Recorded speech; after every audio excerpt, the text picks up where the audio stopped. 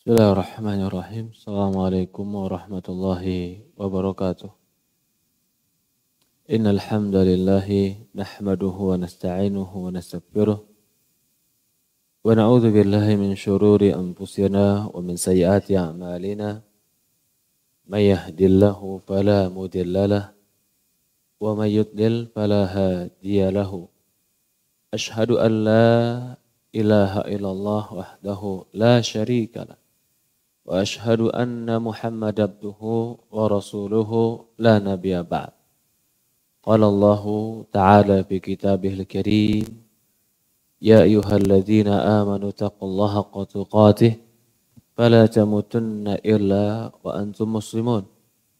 وقال الله سبحانه وتعالى يا أيها الذين آمنوا اتقوا الله وقولوا قولا سديدا يصلح لكم أعمالكم ويغفر لكم ذنوبكم ومن يطع الله ورسوله فقد فاز فوزا عظيما. Alhamdulillah, segala puja dan puji syukur kita panjatkan hanya kepada Allah Subhanahu wa taala Rabbal alamin, serta salawat dan salam selalu kita curahkan kepada baginda Nabi kita Muhammadin sallallahu alaihi wa ala alihi wa sahbihi wasallam, kepada keluarganya, kepada para sahabatnya, juga orang-orang yang mengikuti dan mencintainya ila yaumil qiyamah. Alhamdulillah, teman-teman yang dimuliakan dan dirahmati oleh Allah Subhanahu wa taala. Alhamdulillah, di hari ini Allah pertemukan kita masih di Masjid Nurul Iman Blok M di setiap Ahad ketiga di waktu duha sebelum zuhur. Kita membahas tentang buku yang ditulis oleh Syekh Muhammad Ibnu Ibrahim Al-Hamad yang berjudul Min Akhta'i Azwaj, di antara kekeliruan suami, atau dalam buku terjemahan 32 dosa suami yang meresahkan hati istri. Kita sudah masuk dalam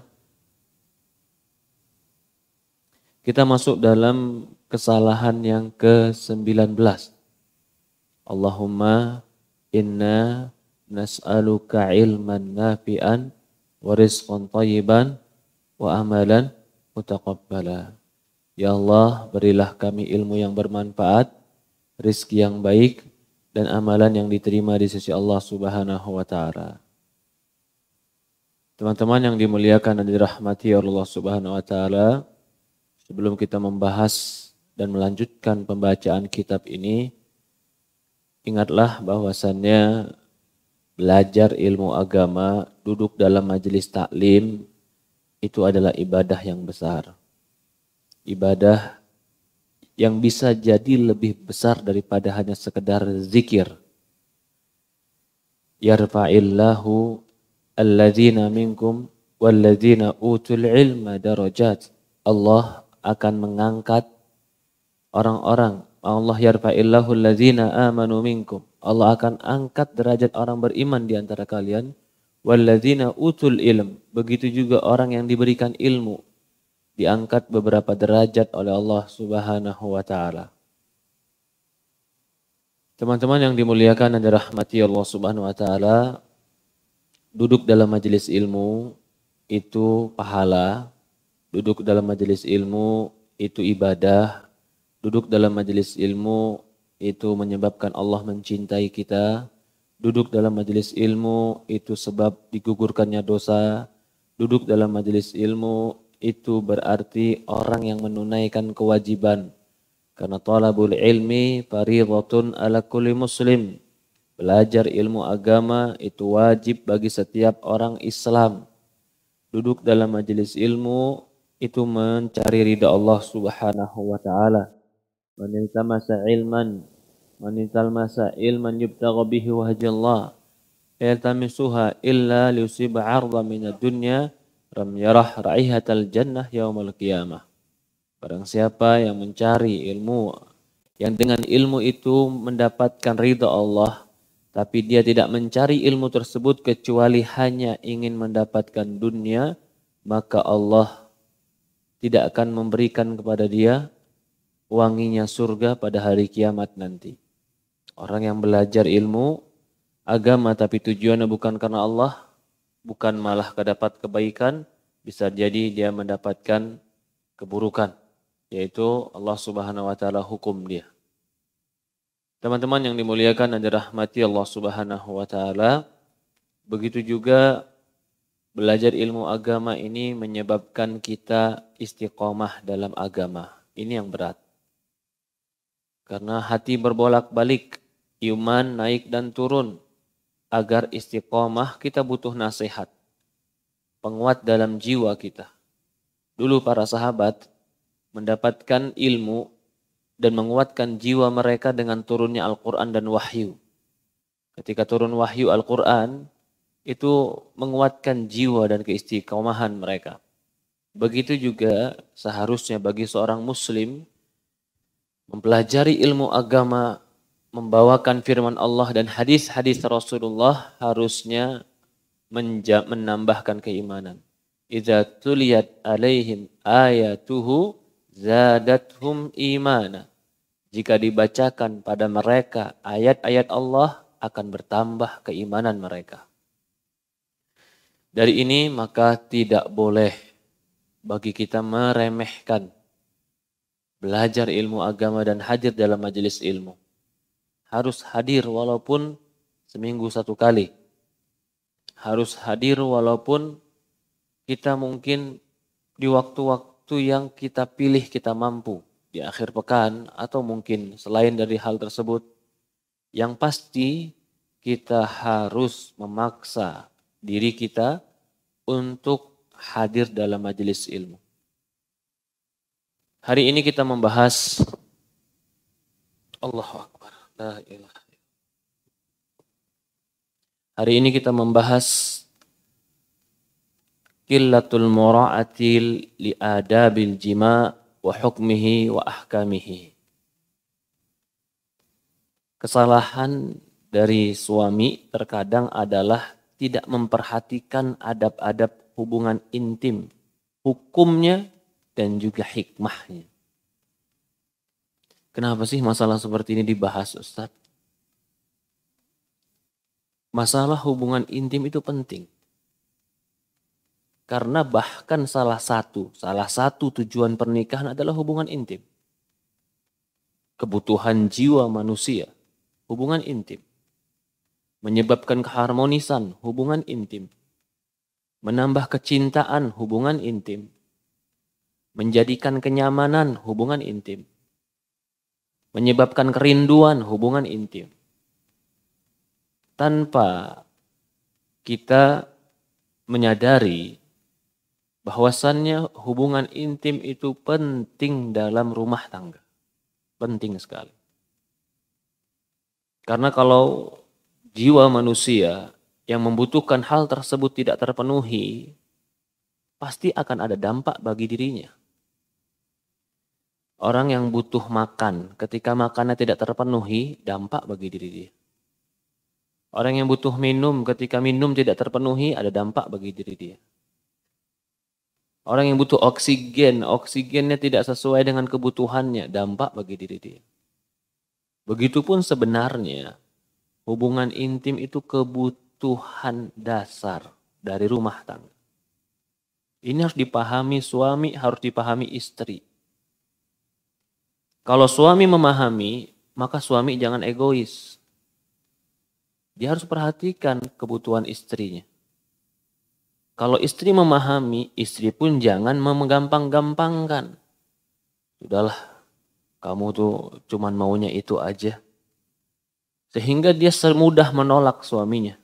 Padahal ketika dia menolak suaminya, itu berbahaya buat rumah tangga dia. Tanpa berlebihan kita katakan bahaya buat rumah tangga. Karena dilaknat oleh Rasulullah SAW. Dilaknat oleh malaikat.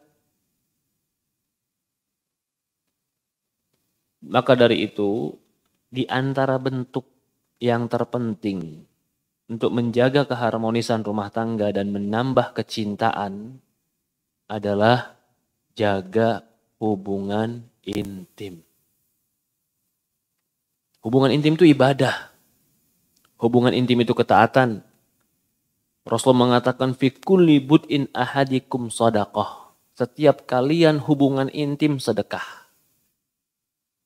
Sedekah. Sedekah itu berarti kebaikan. Ya Rasulullah, apakah jadi pahala bagi kami sementara itu syahwat dan kesukaan kami?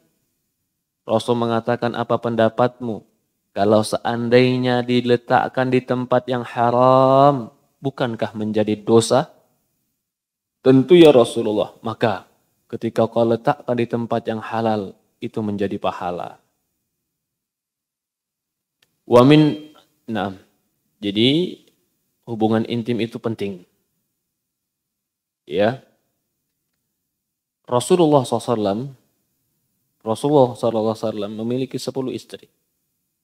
Tapi tidak ada satupun istrinya, pasti Rasulullah SAW akan penuhi kepada dia kebutuhan batinnya. Dan itu hanya bisa dilakukan Rasulullah untuk 10 wanita. Selain Rasulullah SAW tidak akan pernah bisa memenuhi kebutuhannya jika dia melebihi dari 4 wanita. Wa min idhami sya'nil jima'. Di antara idham besarnya, pentingnya perkara hubungan intim ini, annahu min a'dhami maqasidun nikah. Dia termasuk salah satu tujuan pernikahan yang paling besar. Jadi tujuan pernikahan apa sih? Menjaga diri supaya tidak terjatuh kepada yang haram, yaitu menjaga kemaluan. Maka pernikahan itu salah satunya adalah menjaga kehormatan diri. Dari ini pula kita bilang tidak sempurna atau kurang tepat atau kurang ideal bagi mereka yang menikah tapi mereka jarak jauh terus-terusan. Kurang ideal. Kalau sesekali dinas sebulan, 3 minggu pulang, itu terkadang gak masalah. Tapi kalau dari pertama nikah, sampai 15 tahun nikah, ketemu cuman lebaran, ya subhanallah. Itu gak ideal. Karena tujuan pernikahan tidak seperti itu. Tujuan pernikahan adalah salah satunya memenuhi kebutuhan hidup kita. Illa min anna azwaji man taqillu mura'atu adabil jima'. Tapi ada bagian suami yang kurang memperhatikan etika hubungan intim ini. Wa hikamihi wa ahkamihi. Dia tidak memperhatikan hikmahnya. Dia tidak memperhatikan hukumnya. Walau ala sabili ijmal. Walaupun dalam rangka atau walaupun dalam keadaan umum. Gak boleh laki-laki egois, gak boleh. Ketika hubungan, betapa banyak perempuan yang meminta cerai kepada suaminya. Apa sebabnya? Suami yang egois. Bagaimana suami egois? Ketika hubungan intim gak pernah mau tahu bagaimana pasangannya. Pokoknya hajat dia selesai, 2 menit, 3 menit, dia gak peduli sama istri. Lalu si istrinya ngeluh, minta, dia udah gak mau. Sebenarnya gak baik begitu. Bahkan itu tidak menunaikan hak. Disebutkan oleh para ulama, banyak dalam buku-buku disebutkan, bahkan sebagian menisbatkan kepada hadis. Yang inti maknanya adalah seorang laki-laki itu, dia tidak boleh atau lebih baik dia tidak mencabut miliknya walaupun dia sudah keluar sampai dia menunggu pasangannya keluar. Itu disebutkan para ulama. Kenapa? Menjaga hak. Dan juga termasuk kebaikan dalam rumah tangga. Di sini juga pahami, kalau ada laki-laki yang memiliki penyakit lemah syahwat, harus dia berobat. Jangan dia biarkan begitu saja dirinya. Yang penting saya sudah puas Ustaz. Iya, kamu sudah puas, tapi istrimu? Kalau mungkin sekali 2 kali kamu kalah, itu gak apa-apa. Tapi setiap pertemuan kamu kalah, ya subhanallah. Lalu kamu gak peduli dengan perasaan istrimu. Itu gak baik. Nggak benar. Sama seperti mungkin ada yang punya istri lebih dari satu. Dia bermalam adil, satu hari. Tapi dia nggak pernah perhatikan pasangan yang satu kapan hubungan intimnya. Kalau ditanya, kenapa kamu nggak perhatikan dia? Kan nggak wajib adil hubungan intim, Ustadz. Betul, hubungan intim nggak wajib adil. Tapi bukan berarti kau tidak memberikan hak batinnya dia. Harus. Bisa jadi kalau kau tidak terus-terusan kau gak berikan hak batin dia, galau dia. Akhirnya galak, cerewet, sering ngambek, gampang marah. Itu kenapa? Salah satunya itu. Tidak diberikan kelapangan pada dirinya yang dirinya akhirnya merasa terbebani. Beban itu akhirnya menekan dia menjadi mudah marah. Itu perempuan. Bisa jadi seperti itu. Maka laki-laki yang baik, walaupun itu bukan, terutama di poligami, bukan menjadi kewajiban adil dalam berhubungan intim, tapi bukan berarti dia menelantarkan dan mengacuhkan atau bahkan tidak memperhatikan pasangan. Kalau seandainya dia sudah merasa cukup dengan satu, maka jangan dia menambah. Karena ketika dia menambah, mengharuskan dia memiliki kekuatan yang tambah. Maka dikatakan Syekh di sini, banyak laki-laki yang tidak memperhatikan ini. Tahukah kamu, ketika seorang perempuan dan pasangan sedang ngambek, lalu kau peluk dia, ngambeknya pasti hilang. Paling tidak berkurang. Itu sudah menjadi jiwa, kebutuhan jiwa. Mungkin dulu pertama nikah nggak cinta, bisa jadi. Karena memang baru kenal. Apa yang menumbuhkan rasa cinta? Salah satunya hubungan intim. Hubungan intim menumbuhkan rasa cinta. Dari sini pula, orang yang biasa mengganti-ganti pasangan tanpa halal, dia bisa jadi Allah hukum dengan hambarnya rasa cinta dan hambarnya hubungan intim. Hukuman dari Allah. Tapi orang yang menjaga diri, menjaga kehormatan, dia tidak melakukan kecuali yang halal, Allah berikan bagi dia kemanisan, kelezatan sesuai dengan apa yang Allah berikan kepada dia. Nanti dibahas itu oleh Ibnu Qayyim. Akan dinukilkan di sini perkataan Ibnu Qayyim. Jadi hukumnya ada, hikmahnya ada, harus dijaga. Dan ini hak dasar dalam pernikahan. Jadi kalau ada contoh ini, seorang perempuan nikah sama laki-laki. Ternyata laki-laki ini nggak ngomong, dia punya kelemahan. Nggak bisa hubungan intim. Berhakkah perempuan ini untuk meminta cerai? Jawabannya berhak.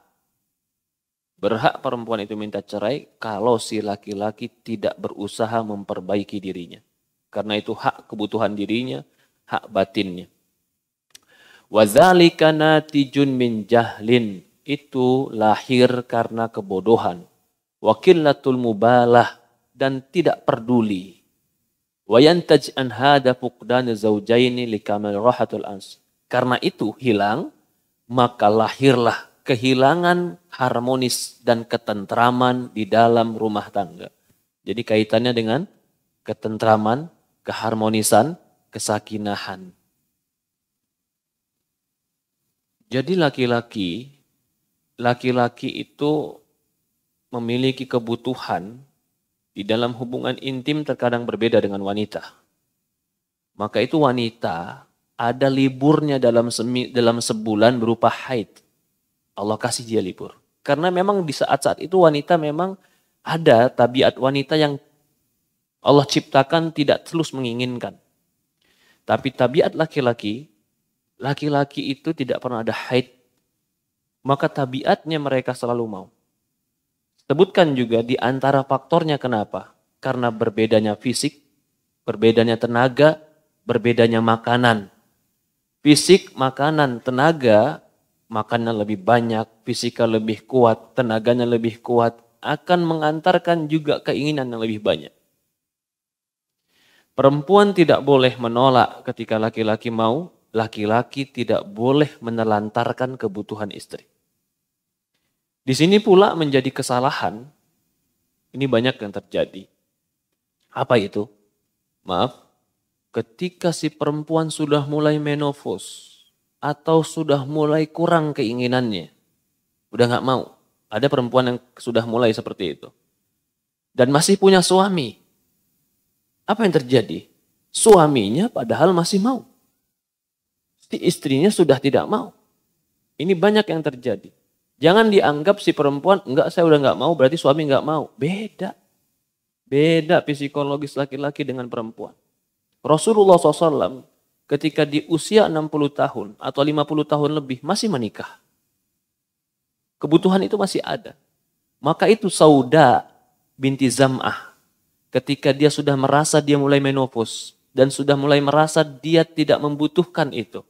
Atau kurang membutuhkan itu. Apa yang dilakukan Sauda? Menghadiahkan malamnya untuk Aisyah. Kenapa Sauda melakukan itu? Karena Sauda mengerti Rasulullah dan laki-laki membutuhkan itu. Apakah Sauda ketika menghadiahkan itu cuma sekadar hadiah? Tidak. Karena dia tahu keharmonisan di antaranya adalah memberikan kebutuhan pasangan. Dan Sauda nggak mau membebani Rasulullah. Dan Sauda pun dia sudah merasa dia sudah tidak membutuhkan itu lagi. Berarti dalam kisah Saudah ini ada sebuah pelajaran di mana wanita suatu waktu merasa tidak butuh atau di mana suatu waktu wanita merasa dia tidak mau lagi. Tapi di sini bukti bahwasannya belum pernah ada laki-laki yang tidak mau lagi. Maka dari itu perempuan-perempuan, pasangan-pasangan yang sudah senior, jangan si wanita pun cuek sama sekali sama suami. Akhirnya, nanti akan disebutkan juga, akan berdampak dengan emosinya dia, akan berdampak dengan fisiknya dia, akan berdampak dengan kesehatannya dia, akan berdampak dengan cara hidupnya dia. Karena ada sesuatu yang terus ditahan dalam dirinya. Disebutkan di sini. Kata Syekh, wa minhum ma la yafham minal jima' illa mujarrad qada' wa tarbahasa. Ada sebagian orang yang memahami hubungan intim itu cuma memenuhi kebutuhan saja. Ini salah. Bukan hanya untuk memenuhi kebutuhan saja. Wa minhum ma yajhal ahkamu jima' min qasal, wudu' wa nahw. Ada yang enggak tahu hukum-hukum hubungan intim dari mandi, wudu dan semisalnya. La raiba anna dzalika majara majrahu taksiru yulamu ali zauj.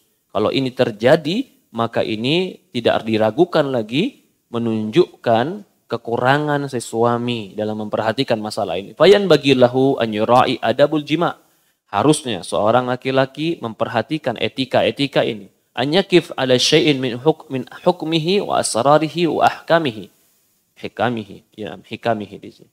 Harusnya dia mempelajari hikmahnya, rahasianya, hukum-hukumnya. Walau ala sabili ijmal. Walaupun dalam keadaan global. Hatta yakmul bihi sururuh. Sampai sempurna kebahagiaan. Tatimmu bihi lidzatuh. Sehingga tetap mendapatkan kelezatan. Wa mimma yuhsinu zawd mura'atu fi hadis siyak mayali. Di antara perkara yang perlu diperhatikan bagi seorang laki-laki, yang pertama, wukuf ala syai'i min hikami jima' wa manafi'ih. Dia harus tahu apa hikmah hubungan intim dan manfaatnya. Apa itu hikmahnya dan manfaatnya? Dikatakan oleh Imam Ibnu Qayyim, ini Imam Ibnu Qayyim menyebutkan dalam dua kitabnya. Yang saya ingat pertama di dalam kitab Tibbun Nabawi, pengobatan Nabi. Imam Ibnu Qayyim menyebutkan bab khusus hubungan intim dalam kitab Tibbun Nabawi karena dia meyakini hubungan intim bisa jadi obat, kurangnya hubungan intim bisa jadi penyakit, terlalu banyak hubungan intim pun bisa jadi penyakit. Penyakit apa yang keluar dia akan sebutkan di sini. Wa amal jima' wabah pakana hadi fi akmal hadi. Adapun hubungan intim, maka petunjuknya Rasulullah di dalam kitab Zadul Ma'ad juga disebutkan. Petunjuknya Rasulullah adalah petunjuk yang paling sempurna. Yahfadhu bihi sihhah, yang menjaga kesehatan. Tatimu bihi lidzah, yang menyempurnakan kelezatan. Wasururun nafs, dan membahagiakan dan melapangkan jiwa. Wa yahsulu bihi maqasidul lati wad'a li ajlih, sehingga tergapailah tujuan-tujuan yang dengannya disyariatkan hubungan intim. Fa innal jima' wad'a fil asal thalathatil umur. Hubungan intim itu disyariatkan, diletakkan dikarenakan tiga maksud atau tiga tujuan utama. Yang pertama, ini perhatikan, hubungan intim tujuan yang pertama, hifdun nasal, agar punya keturunan. Nah, di sini pula nggak tepat orang yang nikah tapi tidak mau punya keturunan. Itu nggak tepat. Karena hubungan intim salah satu tujuannya adalah menjaga keturunan. Wa dawamu ila an tatakammul uddah allati qadarallah buruziha ila hadzal alam. Yang agar sempurna sampai Allah takdirkan tentang penerusan alam ini, yaitu manusia. Jadi kalau ada orang yang menikah lalu dia memutuskan rahimnya tanpa ada alasan syar'i, maka itu terlarang. Dari ini pula para ulama mengatakan tidak boleh menggunakan alat kontrasepsi yang memutuskan keturunan. Itu nggak boleh. Tetapi diperbolehkan menggunakan alat kontrasepsi itu hanya untuk mengatur jarak dan keturunan. Boleh. Atau mengatur jarak dalam kesehatan. Boleh. Atau mengatur jarak dalam kesiapan. Boleh. Umpamanya kata dokter ini harus dijarak 3 tahun. Kalau enggak berbahaya untuk ibunya. Dia menjarak dengan alat kontrasepsi. Boleh. Tapi kalau dia memutus sama sekali rahim, itu enggak boleh. Karena telah keluar daripada tujuan pernikahan itu sendiri. Yang kedua, kata Imam Qayyim, ikhrajul ma'il ladzi yadur ihtibasuhu wa ihtiqanuhu bi jumlatil badan. Mengeluarkan air yang berbahaya jika ditahan dan dikumpulkan di dalam badan. Jadi Imam Ibnu Qayyim menganggap bahwasannya sperma itu adalah sesuatu yang wajib keluar dalam tubuh. Jika dia tidak dikeluarkan terus-menerus dalam tubuh, yang biasanya dikeluarkan, maka akan mengantarkan penyakit-penyakit. Dia disebutkan dalam kitab Tibbun Nabawi, di antara penyakit adalah penyakit jiwa, was-was, penyakit bimbang, penyakit lupa. Ini sering. Atau Imam Qayyim menyebutkan penyakit-penyakit ini bisa jadi keluar dikarenakan dia telah menahan sesuatu yang harusnya keluar. Di dalam tubuh, ini ada sesuatu yang harus keluar. Termasuk air besar, air kecil, itu harus keluar. Termasuk juga mani. Itu pun kalau tidak keluar akan memudorotkan tubuh. Karena dia bersifat panas. Panasnya harus dikeluarkan, kalau tidak dikeluarkan akan mengeluarkan penyakit-penyakit jiwa. Juga termasuk penyakit-penyakit fisik. Yang ketiga, qadha'ul watar. Yang ketiga tujuannya adalah memenuhi kebutuhan tadi. Jadi yang pertama punya anak, yang kedua mengeluarkan air yang berbahaya, yang ketiga adalah kebutuhan untuk mendapatkan kelezatan dan bersenang-senang dengan nikmat Allah. Ini yang ketiga. Jangan hanya fokus kepada yang ketiga, tapi banyak manfaatnya. Wahadi wahdaha hiya faedah lati fil jannah. Maka faedah yang ketiga ini, memberikan kelezatan dan kesenangan, ini saja sebab nanti di surga. Itla tanasul hunak. Karena di surga nggak dapat mendapatkan keturunan, dan di surga tidak ada juga penyakit. La ihtiqanu yastafaraghu inzal. Berkata rahimahullah ta'ala, wa qada'ul attiba yarawna annal jima' min ahadi asbabi hifdzus sihah. Berkata Imam Ibnu Qayyim, para tabib, para dokter-dokter yang mulia, para ahli kesehatan menganggap bahwasannya berhubungan intim itu salah satu sebab menjaga kesehatan.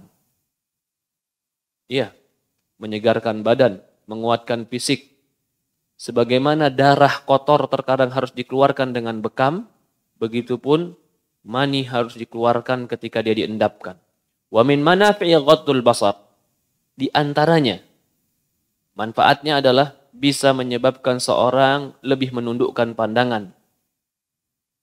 Jadi kalau ada perempuan tanya ini, umpamanya, Ustadz, gimana suami saya kok suka nonton porno, Ustadz? Bisa jadi dia belum terpuaskan secara birahi. Oh sudah Ustadz, sudah saya layani, tapi tetap. Ya betul, si laki-laki harus juga menahan diri, tapi jika betul-betul sudah terpenuhi birahinya, biasanya dia tidak tertarik lagi dengan melihat-melihat seperti itu. Maka boleh seorang istri ketika dia melihat suaminya lebih kepada tidak bisa menundukkan pandangan, dia membantu suaminya untuk menyelesaikan birahi suaminya. Waqafun nafs wa qudwa ala iffah wal anil haram. Kudrah, kemampuan menjaga kehormatan dari yang haram. Ini diantara manfaatnya. Wa tahsilu dzalika lil mar'ah. Ini pun didapati faedah ini untuk wanita. Artinya wanita itu juga sama. Ada nih laki-laki ya. Dia bilang saya harus kerja jauh untuk memenuhi kebutuhan rumah tangga. Dia kerja yang mungkin setahun sekali ketemu istri. Istrinya udah berikan isyarat. Isyarat-isyarat dengan katakan tidak mampu, tidak mau, tidak bisa. Tapi si suami merasa mampu. Enggak, saya bisa jaga diri. Kamu jangan egois. Kamu mampu, pasanganmu belum tentu mampu. Karena kalau kau biarkan dia dalam kelemahan dan keinginan dia tanpa terpenuhi, akan merusak agamanya. Akan mudah dia tergoda. Maka kau harus perhatikan pula agama pasangan. Tidak boleh seseorang itu tidak memperhatikannya.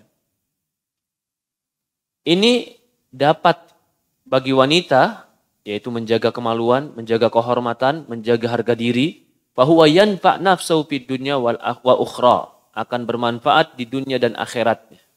Wa yanfa' lil mar'ah. Dan ini akan bermanfaat juga untuk wanita. Di dalam kitab Zadul Ma'ad. Itu yang pertama. Yang pertama tadi kata Imam Qayyim apa? Perhatikan hikmahnya. Hukum dan hikmah dan manfaatnya. Intinya menjaga kesehatan, menjaga iman, menjaga kestabilan jiwa. Yang berikutnya, i'tidalu fi jima'. I'tidal itu artinya i'tidal, pertengahan di dalam hubungan intim. Fala ya'ni annahu law fawaid manafi'an yasrif. Jangan dikarenakan banyak faedah dan manfaat sehingga dia memperbanyak hubungan intim. Liana israfi wa iktsaru min dar, karena terlalu banyak hubungan intim itu memudaratkan manusia.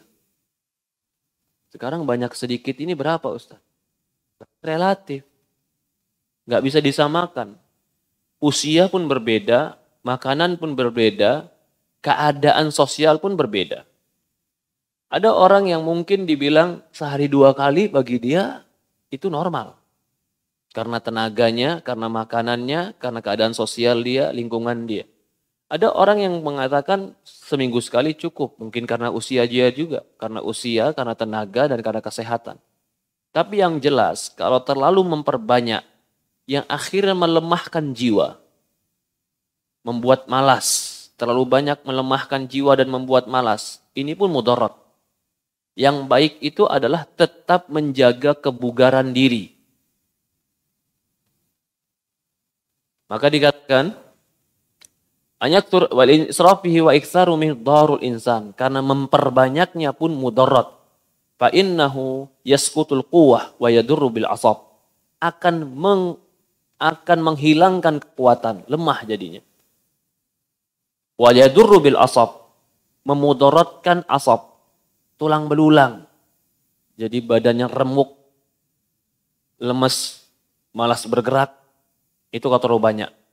Wa yahditsu ra'ah, falij wa tashannaj wa yad'ab basar wa sa'irul quwwah. Bahkan semua kekuatan akan berkurang sampai penglihatannya berkurang, akalnya berkurang, tenaganya berkurang kalau terlalu banyak. Yang terpenting lagi, wa yudfi'ul hararah ghariziyah, akan memadamkan keinginan syahwatnya. Jadi orang yang hiperseks akan pada suatu titik dia tidak akan merasakan kelezatan hubungan intim. Karena terlalu banyak. Ini dikatakan Ibnu Qayyim, wa yudfi'u hararah, akan menghilangkan. Akhirnya dia pengen, ini orang-orang yang hiper, akhirnya dia pingin mendapatkan kelezatan itu, tapi kelezatan itu telah hilang. Sehingga dia terus melakukan, mencari, nggak dapat. Kenapa? Karena terlalu banyak melakukan. Itu memudaratkan diri, melemahkan, bahkan bisa menyebabkan kemalasan. Yang lebih parah lagi, kata Ibnu Qayyim, semua kekuatan dalam fisik berubah. Kekuatan mata, kekuatan berpikir, kekuatan tubuh. Kalau kekuatan tubuh ini melemah, mudah terkena serangan penyakit, virus, bakteri, akhirnya gampang sakit. Kalau terlalu banyak. Ya, begitupun sebenarnya kalau terlalu sedikit. Kalau terlalu sedikit pun tidak baik bagi jiwa, bagi emosi, bagi diri, bagi kesehatan, nggak baik. Wa wuquf ala ba'du adabihi. Yang ketiga, C, yang perlu diperhatikan. Yang tadi yang kedua tidak terlalu banyak. Yang ketiga, perhatikan adab-adabnya. Bagaimana adab-adabnya? Agar hubungan intim itu sesuai dengan yang diinginkan dari fungsinya, mula'abah. Maka disunahkan untuk bercanda sebelum melakukannya. Maksudnya bercanda di sini tentu adalah pembukaan mungkin ya. Wa min nahwi ma'rifati anfa'i wa ahsan ashkalihi wa awqatihi. Perhatikan juga bagaimana di sini waktu yang tepat, adabnya kapan, keadaan yang tepat, adabnya kapan, lalu bagaimana cara yang tepat, keadaannya kapan, ini penting. Karena itu berkaitan juga dengan semangat dan kesempurnaan ketika melakukan hubungan intim. Ketika waktunya tidak tepat, atau ketika dalam keadaan diri yang tidak tepat, terkadang kelezatannya pun berkurang. Sehingga manfaatnya pun berkurang. Wal wuqufu ala kayfiyatil qasal. Yang berikutnya yang D, memperhatikan bagaimana tata cara mandi junub. Fa idza ajnabal insan wajaba alaihi iktisal minal janabah. Kalau seorang junub, maka wajib bagi dia mandi junub. Wa yakrah lau an yanam makruh. Tidak disukai bagi dia tidur sebelum dia mandi atau dia berwudu. Berkata Imam Ibnu Qayyim, di dalam mandi dan berwudu setelah hubungan intim itu akan menumbuhkan semangat, baiknya jiwa, ikhlafu ba'di ma tahallul bijima, mengembalikan sesuatu yang telah hilang setelah jima. Biasanya kan setelah jima itu lemas. Mandi dan wudu itu menyegarkan. Wa kamalut tuhur wa nadhafah, menyempurnakan kesucian dan kebersihan. Wa istimau haru gharirah ila dakhilil badan ba'da intishari bil jima. Ya. Mengumpulkan panas yang telah terjadi di dalam badan dikarenakan keluarnya mani dengan hubungan intim. Jadi kalau mandi akan menghilangkan panas tadi, menjadikan badan lebih dingin. Karena Ibnu Qayyim kan punya konsep kesehatan itu, panas terlalu akan menyebabkan penyakit, dingin terlalu akan menyebabkan penyakit. Panas terlalu obatnya adalah diberikan kedinginan, dingin terlalu obatnya adalah dihangatkan. Ketika mengeluarkan sperma itu akan memanaskan badan. Manasnya badan ini maka lebih baik didinginkan dengan mandi atau dengan berwudu. Nah, kemudian dikatakan wa husulun nadhafah, juga kalau sudah mandi dan wudu akan mendapatkan kebersihan yang Allah mencintai kebersihan. Dan Allah tidak menyukai lawan daripada hal tersebut. Ma huwa min ahsani tadbir fil jima' wa hifdzus sihatul quwwah.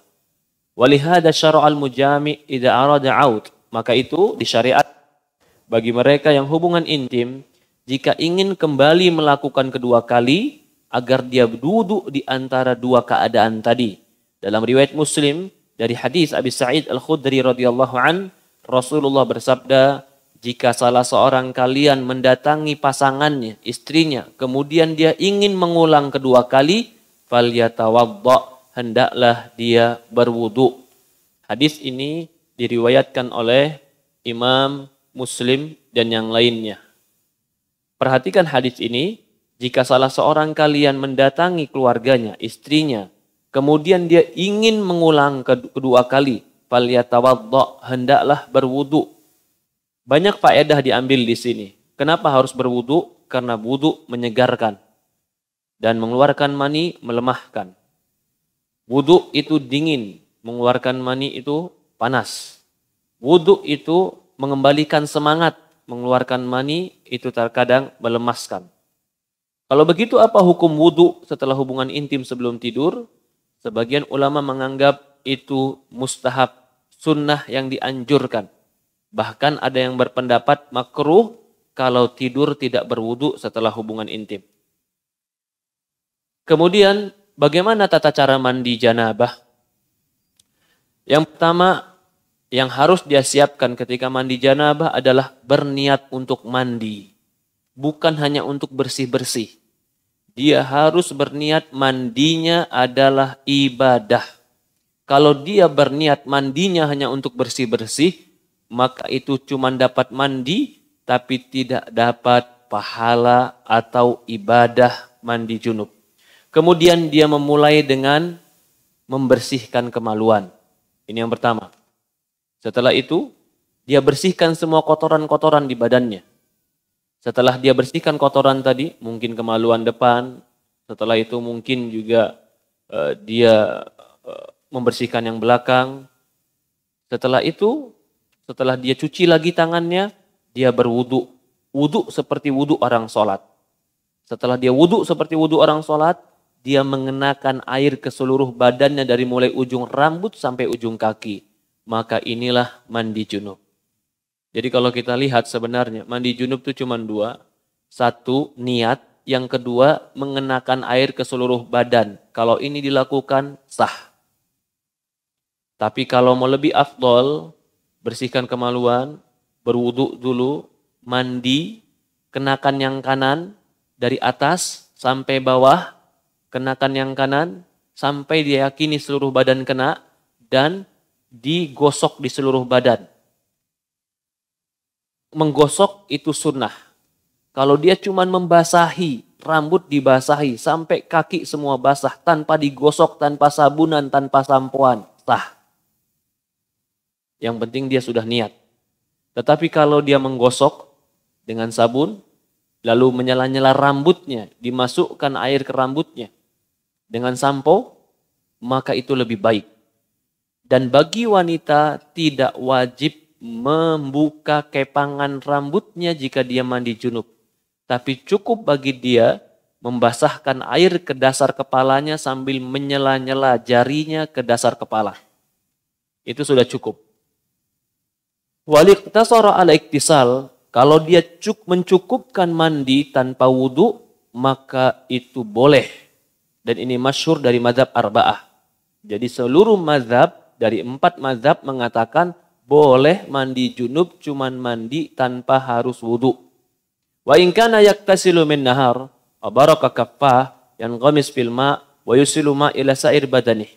Kalau dia mandi di siang hari, maka dia tampung air di tangannya, dia masukkan itu ke seluruh badannya. Dan disunahkan dia memulai dengan tangan kanan yang di atas. Jadi bagian kanan dulu. Ini sifat tata cara mandi junub secara global. Ya. Itu tata cara mandi junub secara global. Intinya dia kalau afdol adalah mandi, bersihkan kemaluan, bersihkan yang kotor, cuci tangan, wudu seperti untuk sholat, lalu menyiramkan air ke seluruh badan, dimulai dengan yang kanan, lalu di sela-sela di kulit kepala, dicuci semuanya, setelah itu selesai. Boleh bagi dia pun hanya menyiram seluruh badan bersama niat tanpa wudhu. Kalau ditanya, apakah wajib wudhu lagi bagi mereka yang telah mandi junub? Jawabannya, kalau dia mandi dan berniat untuk wudhu, maka cukup mandinya dari wudhunya.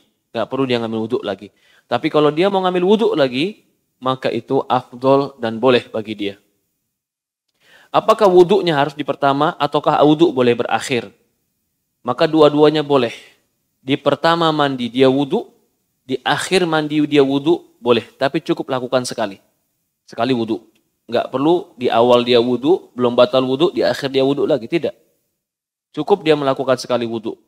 Atau boleh bagi dia, di awal dia bersihkan kemaluan, lalu dia mandi atau dia wudhu, tapi ditinggalkan dan disisakan kakinya.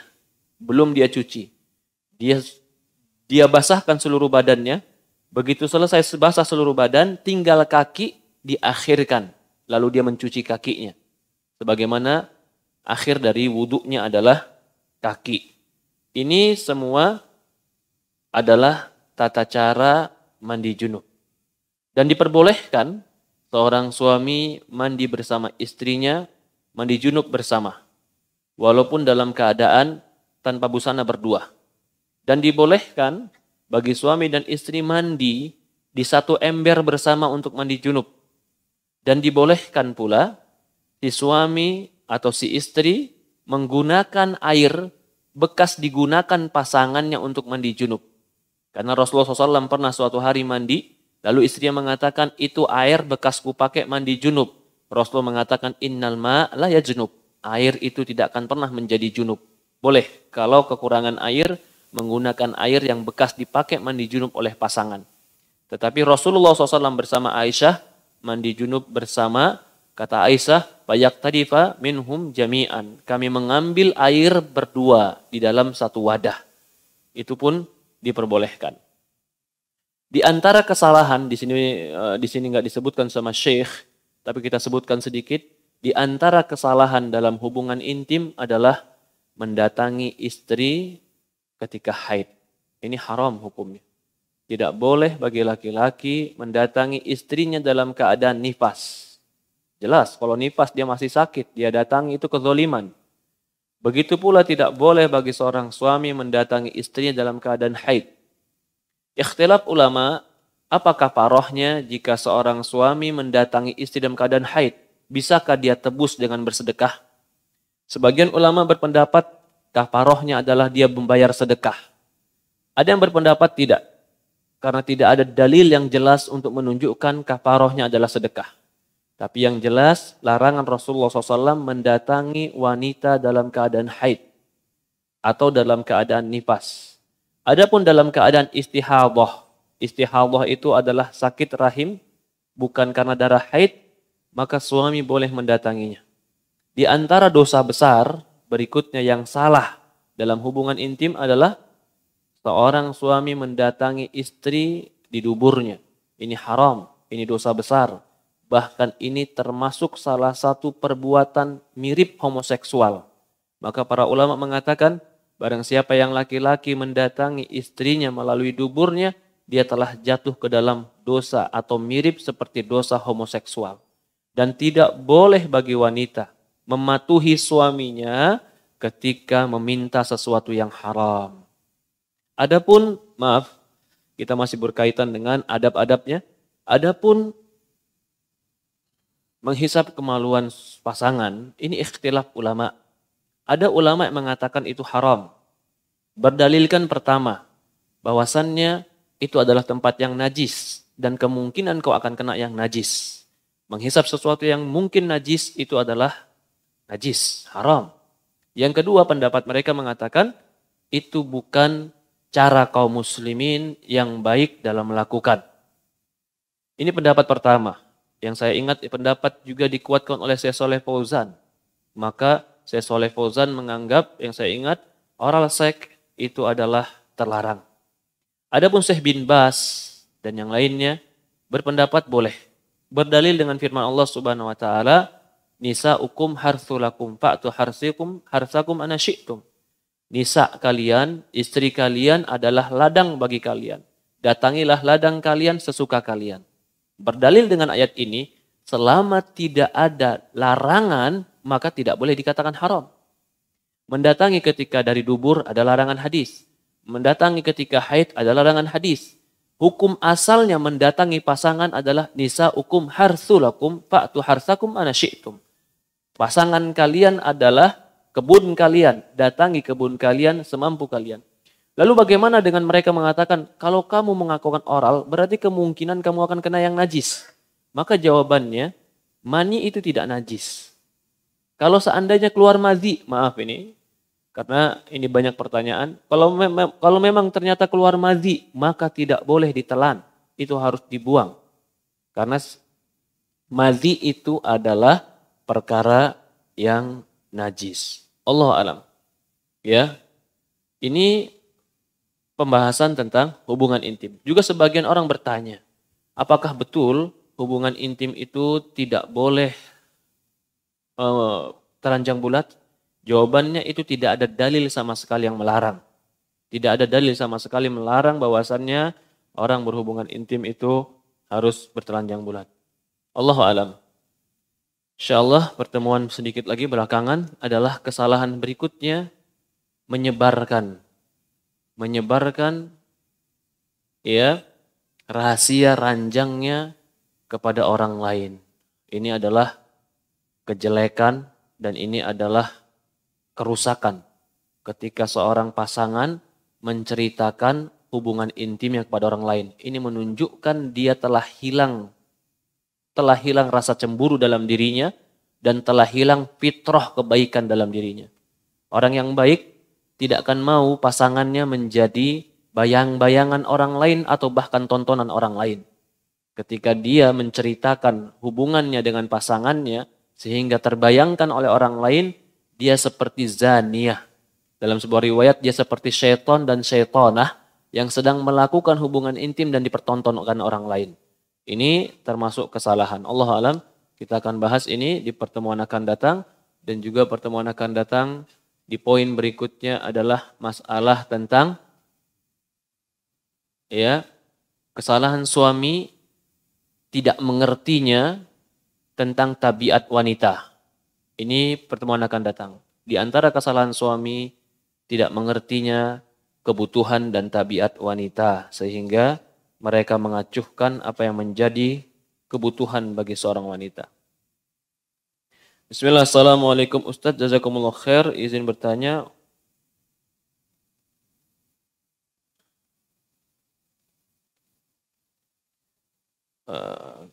ingin bertanya, untuk menggunakan KB karena masih takut memiliki anak di masa banyak fitnah seperti sekarang. Bagaimana hukum solusinya Ustadz? Solusinya jangan kau pernah menghalangi anak untuk datang. Adapun yang kau takutkan zaman fitnah, kau perbaiki dirimu, perbaiki amalmu, kau didik anakmu semampumu dengan kebaikan, bergantung kepada Allah, tawakal. Jangan takut dengan sesuatu yang belum pasti datang sehingga menghalangi kita melakukan kebaikan. Kalau kita terhalangi atau tidak melakukan kebaikan dengan alasan sesuatu yang akan datang yang belum pasti, itu menunjukkan lemahnya tawakal. Tidak boleh orang mukmin begitu. Apakah pasti kalau anakmu lahir dia akan menjadi orang nakal? Enggak Ustaz, khawatir zaman fitnah. Belum tentu, bisa jadi anakmu menjadi ulama, bisa jadi anakmu malah membela kebenaran. Tugas kita itu cuman bertawakal, mendidik yang benar. Serahkan kepada Allah. Tidak boleh seseorang itu menahan karena takut dengan sesuatu yang belum pasti. Ada takut yang dengan rizki, ini pun gak boleh. Takut Ustadz sekolahan sekarang mahal-mahal, apalagi sekolah sunnah mahal-mahal. Ustadz gimana anak-anak mau sekolah? Takut kamu dengan sesuatu yang belum pasti. Tapi kamu sudah melakukan sesuatu yang pasti. Apa itu yang pasti? Kamu halangi datangnya anak. Itu sesuatu yang pasti. Dengan menggunakan alat-alat. Sementara takutmu belum pasti. Kenapa kamu meninggalkan sesuatu yang pasti dengan alasan sesuatu yang belum pasti? Da' ma yaribuka ila ma la yaribuk. Tinggalkan keraguan-raguan. Tawakal kepada Allah. Allah berfirman dalam Al-Quran, Fa idza azamta fatawakkal 'ala Allah. Jika kalian telah bertekad, maka tawakallah kepada Allah. Serahkan kepada Allah, lakukan yang terbaik, banyak berdoa dan berharap kepada Allah Subhanahu wa taala.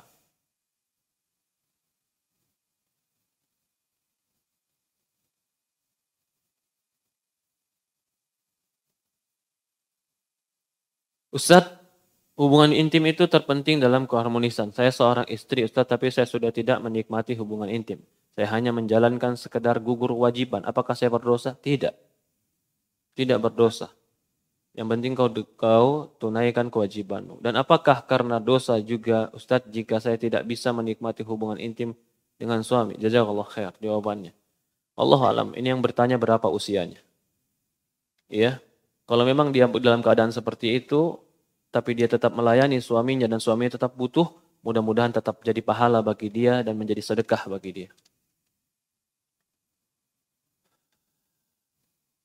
Apakah berwudu ketika mandi junub dalam keadaan berpakaian atau tidak? Dan apakah ketika berwudu membaca doa atau niat? Iya, boleh berwudu dalam keadaan tidak berpakaian. Boleh. Tetapi kalau kita dalam keadaan berpakaian, mungkin lebih beretika. Dan ketika berwudu membaca doa atau tidak. Kalau kita sudah di dalam kamar mandi, maka tidak membaca doa kecuali di luar kamar mandi. Maka ketika ingin masuk kamar mandi dan ingin mandi, disitulah mulai berdoa sambil masuk kamar mandi. Dan doa setelah wuduknya pun diucapkan ketika sudah keluar dari kamar mandi. Tidak berdoa di dalam kamar mandi.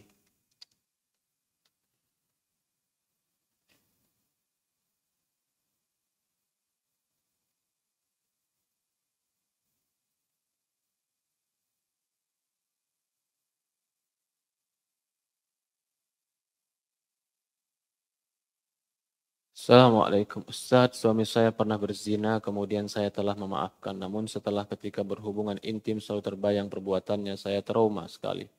Setelah selesai berhubungan, saya sering menangis tanpa pengetahuan suami. Bahkan di sela-sela pekerjaan setiap hari selalu terbayang perbuatannya dan perempuan itu.